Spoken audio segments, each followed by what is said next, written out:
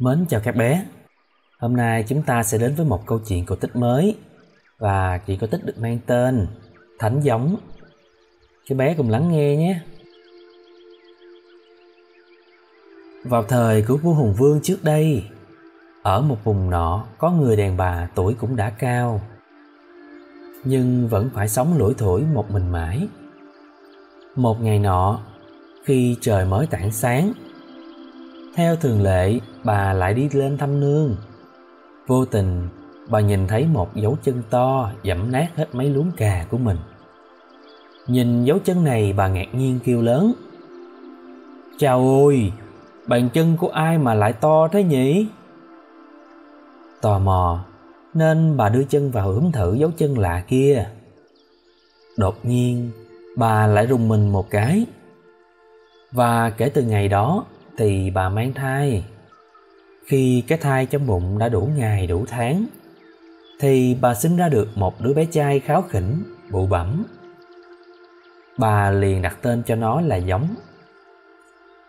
Tuy nhiên, dù Giống đã lên 3 tuổi nhưng chẳng giống như những đứa trẻ khác. Nó vẫn cứ nằm ngửa mà đòi ăn, chẳng biết ngồi mà cũng chẳng biết lẫy. Hơn nữa, nó cũng chẳng nói chẳng cười tiếng nào. Khi ấy là thời điểm bọn giặc Ân lũ lượt kéo vào để cướp nước của chúng ta. Đám giặc Ân này vô cùng hung hãn và tàn ác.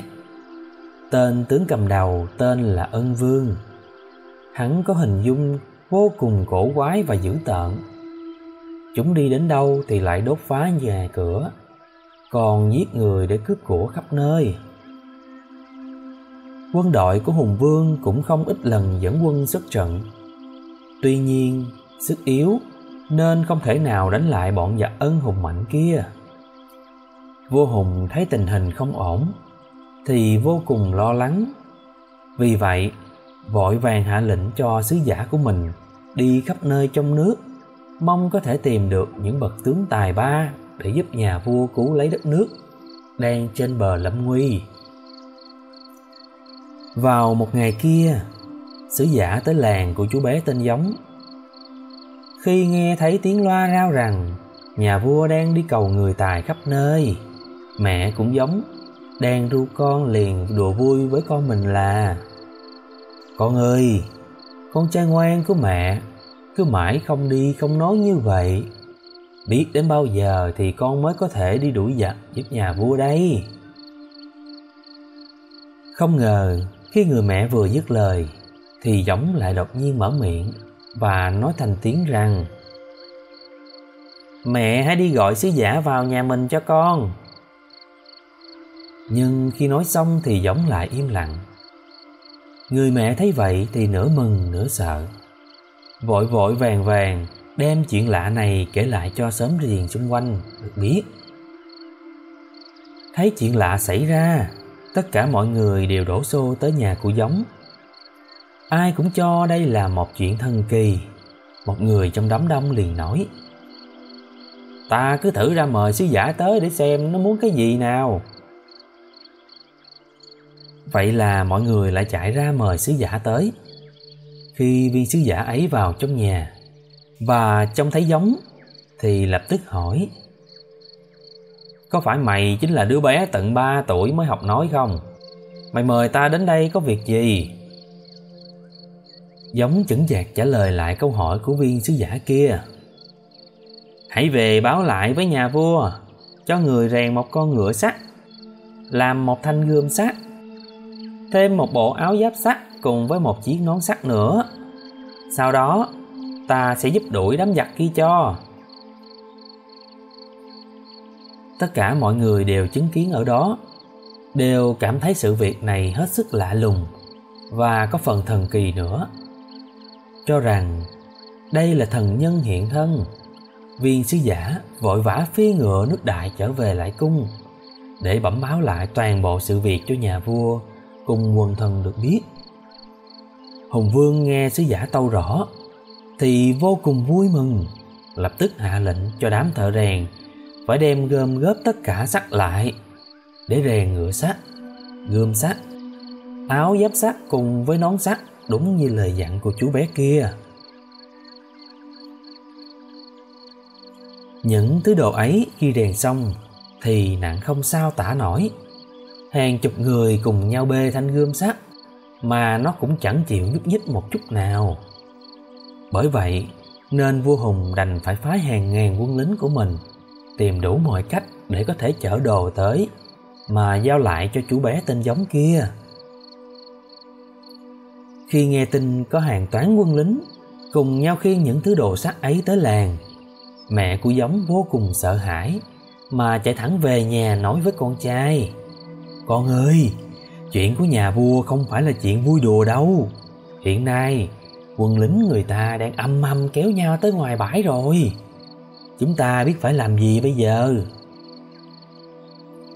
Nghe mẹ nói vậy, Giống đột nhiên ngồi vụt dậy và bảo: "Chuyện đánh giặc mẹ không cần phải lo lắng làm gì, nhưng mà mẹ phải cho con ăn nhiều thì mới được." Người mẹ vội vã chạy đi thổi cơm để cho con trai ăn. Nhưng bà nấu được nồi nào thì Giống lại ăn hết ngay nồi ấy. Và mỗi lần ăn hết một nồi cơm mẹ nấu thì Giống lớn hơn một chút, cậu lại đòi ăn nữa.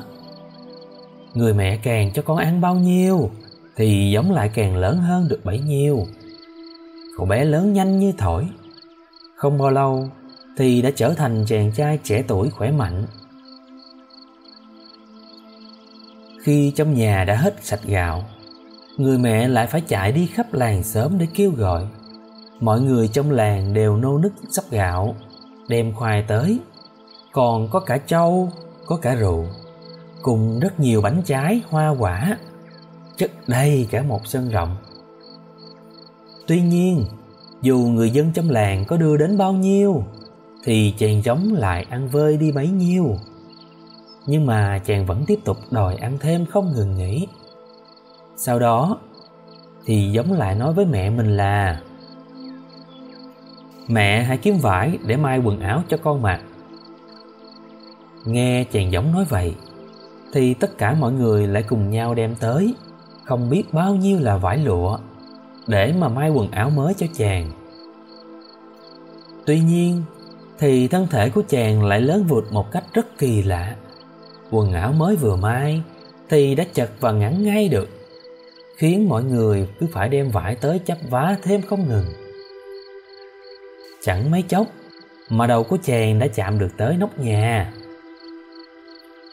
Khi mọi người ở làng còn chưa hết ngạc nhiên thì đám quân lính cũng vừa lúc khiêng tới được một đống ngựa sắt, gươm sắt, áo giáp sắt cùng với nón sắt tới nơi.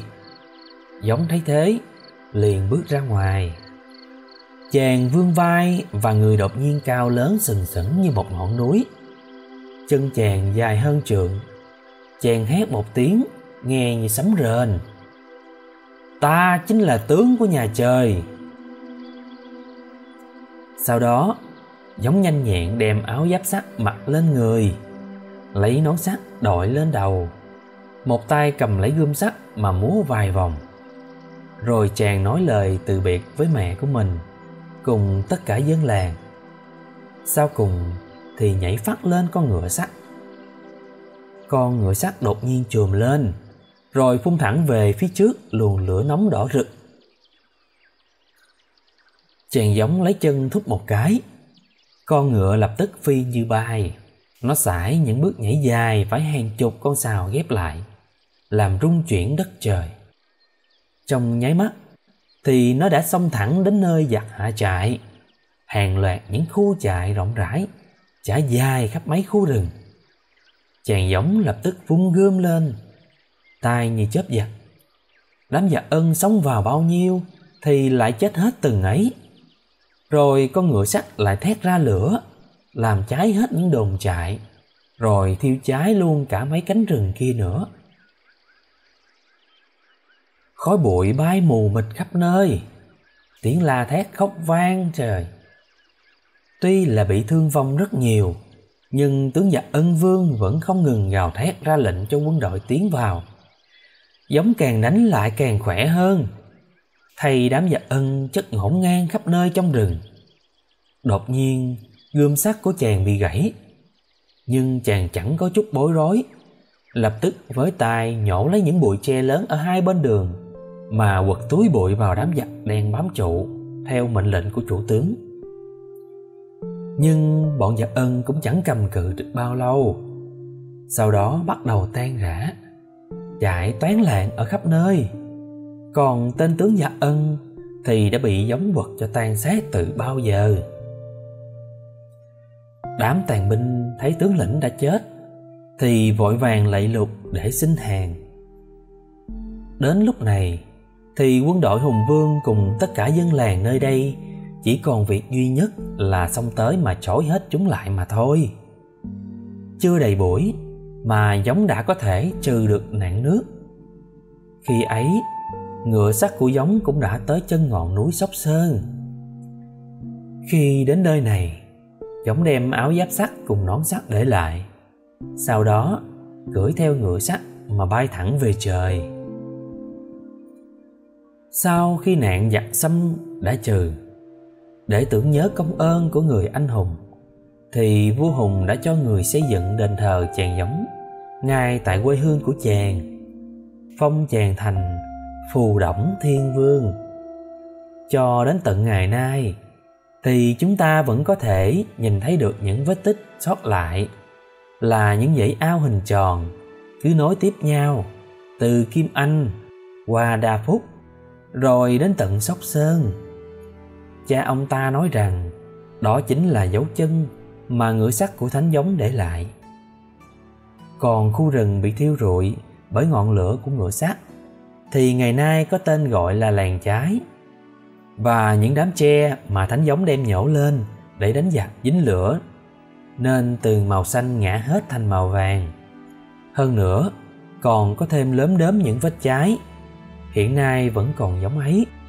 Người ta vẫn gọi nó là tre ngà hoặc là tre đằng ngà. Câu chuyện về sự tích Thánh Giống đến đây là hết rồi.